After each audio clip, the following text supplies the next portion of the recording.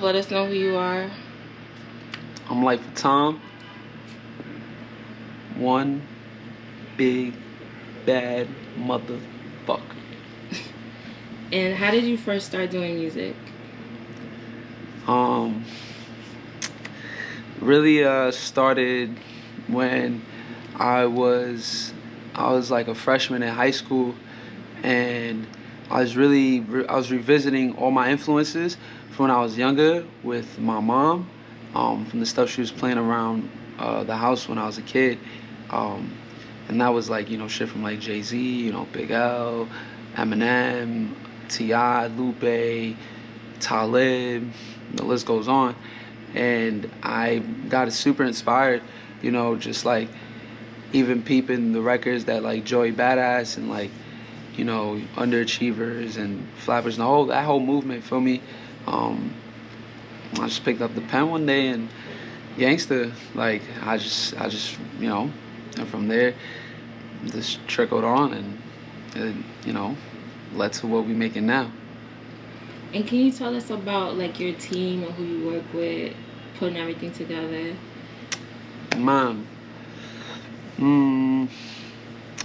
So the team that's a story, man. The team, shouts Vice, Rich, you know what I mean? Shouts my managers, Jordan, Sean, Mike, whole team. It's been a consistent couple years of putting together a solid foundation of people around me that it's clear what needs to be done. So what we're working on here can really thrive to its maximum. And what I've had to learn for that is, like I have to be the one doing the most groundwork at the end of the day. You know what I mean? Like, feel me?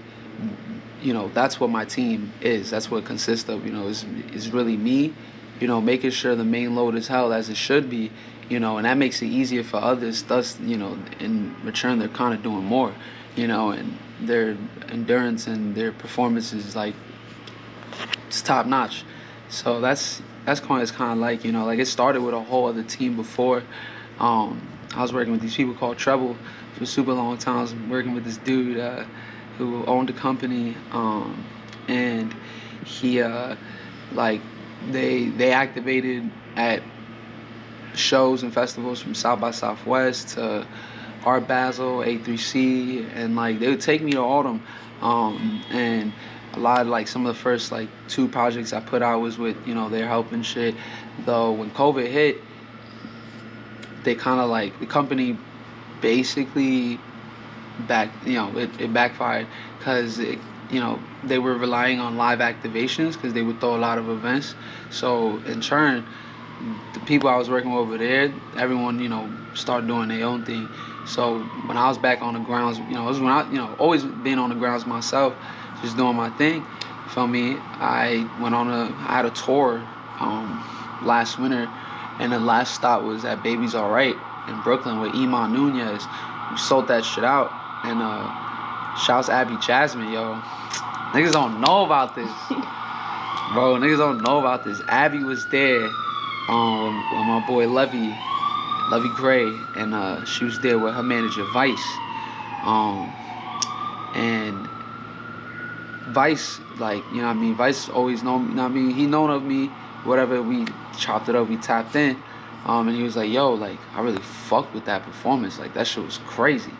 I want to, like, win you some contacts specifically, what I mean, for, like, the lane you in, like, let's chop it up. And, what I mean, we maybe tapped in once or twice after that, but nothing really crazy came up until, like, maybe May. And Abby, like, I keep it a stack, bro. She was like, yo, I was venting to her one day, and she was just like, yo, my nigga, like, you need, like, as I was telling her, I'm like, bro, this is mad shit going on. I can't keep holding all this shit by myself. Like, I niggas need more support, because my other management was on the West Coast, what I mean? So, like, there's not much, I'm going over there, but, like, we're taking care of shit over there, meetings over there, whatever, pitches and shit like that. Over here, it's a different ball game because I'm over here. I'm not over there. They over there. So she was like, gangsta, just tap in You know what I mean? With Vice and Rich, and surely that's what she did. And by divine timing, bro, literally on a train coming from the spot I was at in Brooklyn, and literally I see Vice just coming right up the stairs, and we just start chopping it up. I'm telling him what it is. I'm like, yo, bro, I got this going on. I got this. I just dropped this. This just got picked up. Spotify just did that. App this, that. You know what I mean? I just sold out SOBs. Like, I got all this going on. You know what I mean? He was like, I bet. And then from there, like, you know what I mean? I've been working with them since. And the team, what it's shown me is like, you know, at the end of the day, when there's nothing going on, you can't put that on others to make something just happen just because they aren't with you. Like, this is not how it works. You know, you also can't, like, feel me, yell at people just because shit not making sense. You know what I mean? You got to make it make sense, and that's you. That's me. You know what I mean? That's me at the end of the day. So, you know, working and having an efficient, you know, sustainability of a team, and it's also to know, you know, it might not always be like this. You know what I mean? No one really forever at the end of the day. That's the truth. You know, so it's like, it's good to know that, and I'm grateful that, you know what I mean, it's a good powerhouse, you know, and a machine behind the machine. Facts. And I also noticed your rollouts are so, like, I feel like they build the anticipation in such a, like, perfect way. So can you talk about that? Just because you do everything on your own. You're not a signed artist or anything, just so people know. Yeah, completely independent, man.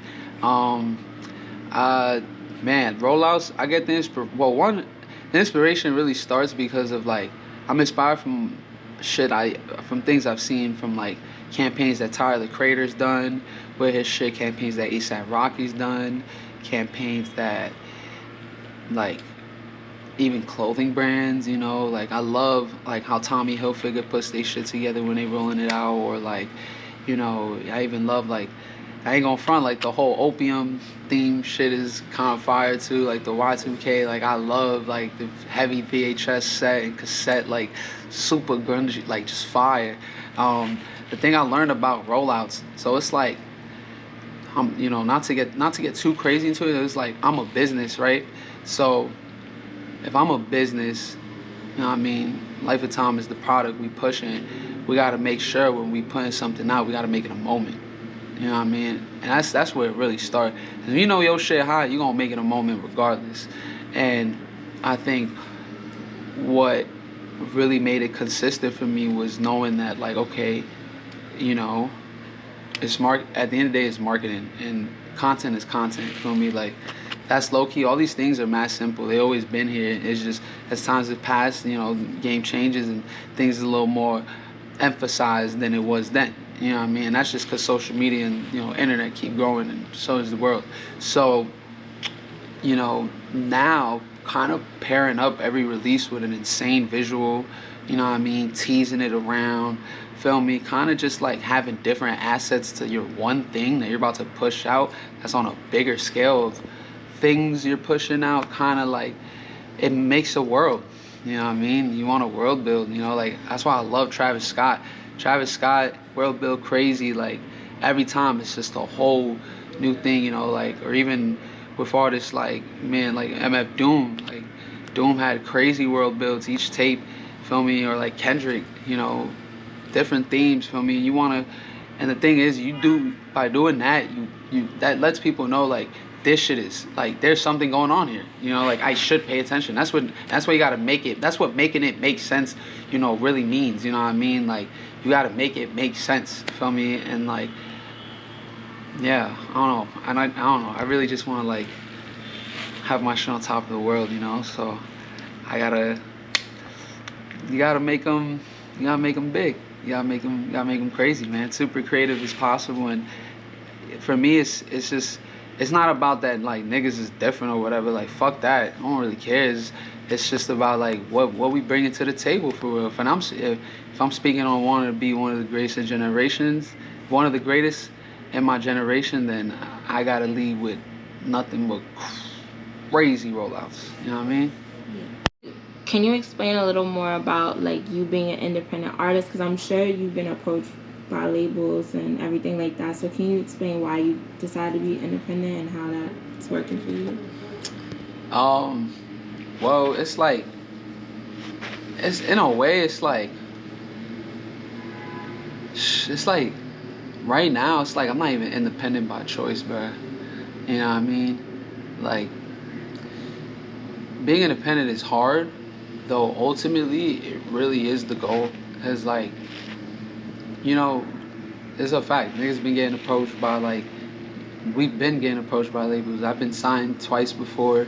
You know what I mean? I'm still working with the same distro label from, you know what I mean, the project I signed with, like, back in 2021, 2022.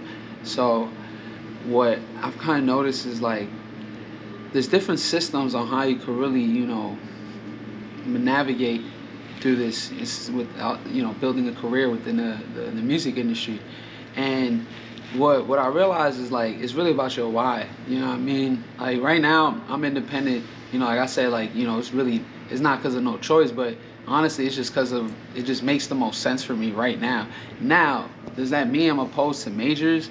Not really. You know what I mean? Like, the thing is, I feel like it's all about, like for me it's the angle.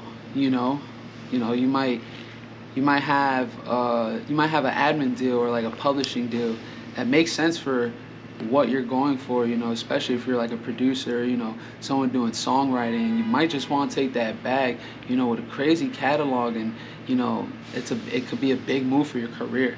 At the end of the day, that's how I see it. Like, feel me, these things should be choices based off what you're seeing on a big picture. Feel me? You know, obviously being independent, you kind of have more leeway with a lot of more things, opposed to when you sign to a major or whatnot. You know what I mean? You know, you have all the hats. Feel me? And you're making all the decisions and the choices. So that's aside from the general and, like, what it really, you know, what it is. Though I like being independent just because, like, it shows me, like, it's just mad groundwork. You know what I mean? Even if I was signed, there'd still be groundwork to do. You know what I mean? But it's just about the angle for me. And you know, however, like, I see myself holding the business and the art at a balance, and where they both complement each other. You know what I mean? So, you know, if that has me signing, you know, to a crazy major to then leverage that catalog to publishing, and or maybe, you know what I mean, creating my own smaller businesses on the side. You know, it's bigger than the music too at the end of the day. So yeah. And can you talk about, do you have any projects coming up? Facts, I do. So we just dropped Room 44. That is out right now in this world. Look at my hands, they so big. Facts. Room 44 is out right now. That's produced by James Burns with co-production from Stoic and myself. We got CJ Fly on the project, Bub Styles, Akai Solo, Ania Who, HD Been Dope, and we got Highlight Supreme. All artists that I super fuck with. The project is, you know, 7 tracks. It's rooted in, like, feel me, foundation of what, you know, New York really is. Though, you know, it has a pretty alt twist to it, that I feel was, you know, really needed for me to, like, embrace and kind of put into a body of work. And what's crazy was I wasn't even gonna drop that project this year. Niggas don't even know that. I was not about to drop this project. This project came very last minute. More actually, like, rolling out my album. There's records I released from it were Bang, and 2011 with the singer Mia Gladstone, April, and I was putting pieces together, and I said, you know what, gonna do this. So Room 44 is out now. In terms of upcoming projects, 2024, man. You know, the album is on the way, as this was the EP. Album is on the way. I'll have a B-side coming for this EP as well. We got a certain class that's gonna be coming on board, though. Yeah, you know, besides that, there's some other artists out here that I've got some production on. I'm not gonna name no names right now, but feel me, 2024, new drops. when it comes to the artists you collaborate with, what is it that draws you to those artists? Is it just like they're already part of your network, or like you're comfortable with them, or? It'd be that they'll be already a part of the network. Like it'll be mutuals already, and I'm also comfortable with myself. OD. So like I could vibe with, you know what I mean? I could get down with whatever makes the most sense in the room. You know what I mean? Um, Also like when I see other creators that are dumb fire, but you're also doing this shit for real, and your shit is sick. Like shouts my boy Gene Carter. Um, he just played Can't Flog Gnaw with Kuko. That's a dude. He's part of your grandparents, and you know, like that was an experience. This was like what 2 weeks ago, man. Like random, you know what I mean? I just want to put this as an example. This is why I love to like cook with others, cause like me and this guy have been tailing each other for a small sec ever since I met him at this festival we played last summer in Brooklyn, and literally, just like the refreshness of like the vibe, you know what I mean? Like I know him through mutuals, but it's also the chemistry too. You know what I mean? I was up there with my other with my other homies, and like we was just all just vibing and chopping it right. And when it actually came down to cook the music, the song came out insane.